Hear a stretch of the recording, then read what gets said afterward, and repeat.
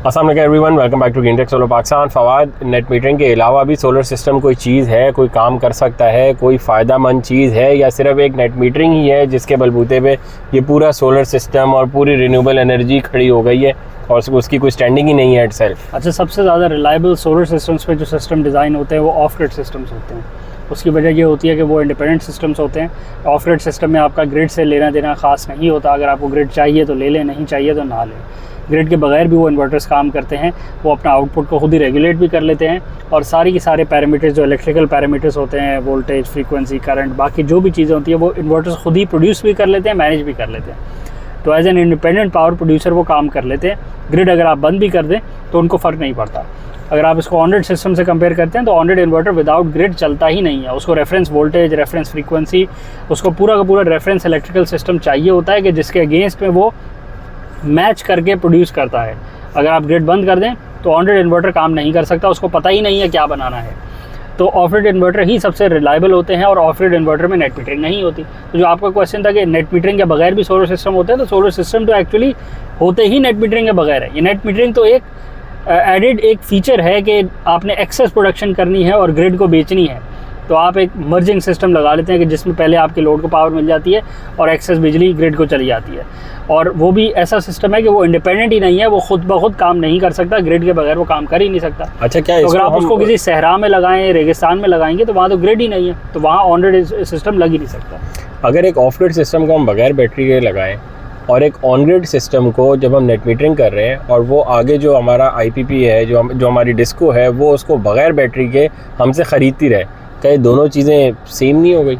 बिल्कुल सेम है। इस तरह ये सेम है कि जैसे हम ऑफ ग्रिड में कहते हैं कि आपको बैटरी लगाना लाजमी है, वरना आपका दिन का लोड चलेगा और जब लाइट जाएगी तो उस टाइम इशू आएगा। पर अगेन भी आपका सिर्फ दिन का लोड चलेगा और आपके पास अगर बैटरी बैंक नहीं है तो वो एक्सेस एनर्जी वो बनाएगा ही नहीं और उसको आप स्टोर ही नहीं कर रहे, तो फिर शाम में और रात में आपको इशू आएगा।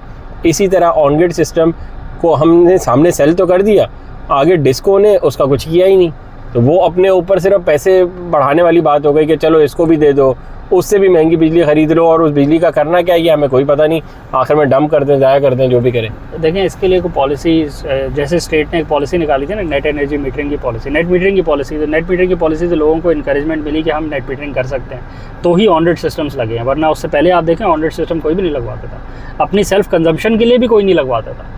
तो इसी तरह अगर कोई बैटरी स्टोरेज सिस्टम की भी कोई छोटी मोटी सी अगर पॉलिसी दे दे, स्टेट दे दे, गवर्नमेंट दे दे, नेपरा दे दे, तो उससे लोगों को एक अलाइनमेंट, एक डायरेक्शन मिलती है कि हम इस डायरेक्शन में जाएंगे तो हमें थोड़ा सा बेनिफिट मिल जाएगा। वो बेशक 5% का बेनिफिट हो या सिग्निफिकेंट बेनिफिट हो, दैट्स नॉट दी डिस्कशन ये है कि उससे लोगों को पता लगता है कि गवर्नमेंट चाह क्या रही है, स्टेट क्या चाह रही है और हमें क्या करना चाहिए, ताकि हमारे फिर अगले 5, 8, 10 साल निकल जाएँ।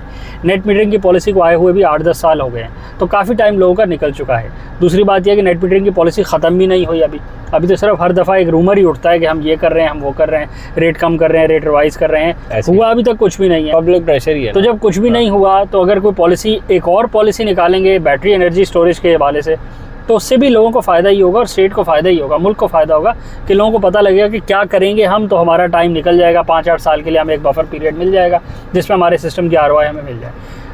दूसरा एस्पेक्ट इसका यह है कि बैटरी सोल्यूशन के लिए आपको गवर्नमेंट की वैसे कोई इनिशिएटिव, गवर्नमेंट की डायरेक्शन की ज़रूरत नहीं होती, क्योंकि ये इंडिपेंडेंट सिस्टम होता है, ये बिजली आपको देता है, इसमें आपको अपनी डायरेक्शन बनाने की ज़रूरत होती है, आपको अपना माइंड बनाने की ज़रूरत होती है कि मेरा बिजली का लोड क्या है दिन में, प्रेमिसेस पे, कमर्शियल एंटिटी पे, इंडस्ट्रियल एंटिटी पे, और फिर आपको ये कैलकुलेट करना होता है कि मैंने कितना बिल दिन में देना है, कितना बिल रात में देना है, और कितना बिल मैंने अब बैटरीज पे शिफ्ट करना है थ्रू रिन्यूएबल एनर्जी सोर्सेज, और मैंने कितना टाइम रात में निकालना है। तो इसमें जो पॉलिसी निकालनी है वो नेपरा ने नहीं निकालनी, वो आपने खुद ही निकालनी है, अपनी पॉलिसी, अपने लिए एनर्जी पॉलिसी निकालनी है कि मेरी प्रेमिसेस में कंजम्पशन को मैंने कैसे कर्टेल भी कैसे करना है, स्ट्रीमलाइन भी कैसे करना है और शिफ्ट भी कैसे करना है रिन्यूएबल्स के ऊपर। तो और वो आप सिर्फ और सिर्फ ऑफ ग्रिड सिस्टम में ही अपनी पॉलिसी खुद डिवाइस कर सकते हैं।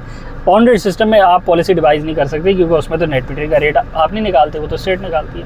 तो ये बहुत रिलायबल सिस्टम है। जो स्टेट की मैं बात करना चाह रहा था ना, जिस तरह हमें अपना माइंड सेट चेंज करना है एज अ कंज्यूमर कि हमारे घर पे जो यूजेज है उसको हम बैटरी में स्टोर करके रात में हम यूज़ कर लें, उसी तरह गवर्नमेंट को भी अपनी माइंड सेट चेंज करने की ज़रूरत है कि जो सेलिंग ये सब मिल के मुझे कर रहे हैं, जो 20-20 रुपये की बिजली मैं इनसे ख़रीद रही हूँ, रिन्यूएबल एनर्जी जो आप बेशक 10 रुपये कर दें, किसी को फ़र्क नहीं पड़ेगा। आप 10 रुपये करके साथ में बैटरी बैंक्स लगा लें, उसको स्टोर कर लें और वो वापस इनको 20 रुपये की रात में भेज दिया करें। तो अभी जो 60 रुपये की बेच रहे हैं वो भी तो रात में 20 रुपये की हो जाएगी ना। बिल्कुल। तो उसमें किसी को फ़र्क थोड़ी पड़ेगा। ये तो सिर्फ पॉलिसी बनाने की बात है कि आप पॉलिसी बना लें कि मैं दिन में आपसे 10 रुपये की लेके बैटरी बैंक्स में स्टोर करूँगा और शाम में 20 की नहीं, मैं 30 के भेज दूँगा।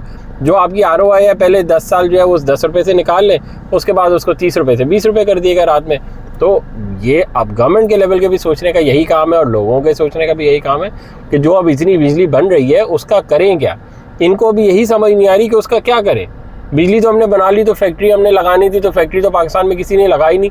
भाई नहीं लगाई फैक्ट्री तो आप बैटरी बैंक पे स्टोर कर लेना। सारी दुनिया यही कर रही है कि इतना मुश्किल काम तो नहीं है कि हमें समझना है और दुनिया को समझ आ जाए। हमारे भी दिमाग उतना ही है जितना बाकियों का, भाई उतना ही किलो का हमारा दिमाग भी है।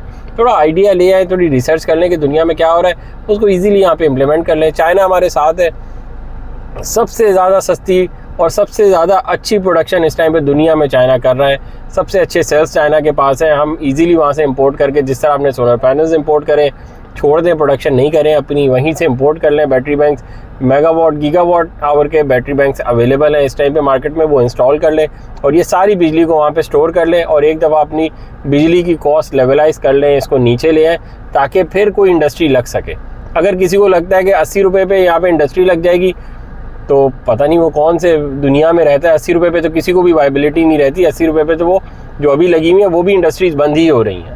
तो कहने का मकसद ये था कि घरों पे भी वही चीज़ इंप्लीमेंट होती है जो आपकी इंडस्ट्री में होती है और वही चीज़ आपके मुल्क के भी, वही चीज़ मुल्क के लिए भी इंप्लीमेंट होती है। सारी चीज़ें एक ही फार्मूले में आ जाती हैं। ऐसा नहीं है कि घर के लिए कोई अनोखा आइडिया चाहिए और मुल्क चलाने के लिए कोई अनोखा आइडिया चाहिए आपको। ठीक है, मेरे ख्याल वीडियो आपको करते हैं, चैनल को लाइक करें, सब्सक्राइब करें, ज़्यादा शेयर करें, कमेंट्स में बताएं आपने कितनी बैटरीज लगाई हुई हैं और कितना आपका सिस्टम इंडिपेंडेंटली वर्क करता है, और अगर इंडिपेंडेंटली वर्क नहीं करता तो कितना डिपेंडेंटली वर्क करता है। Thank you.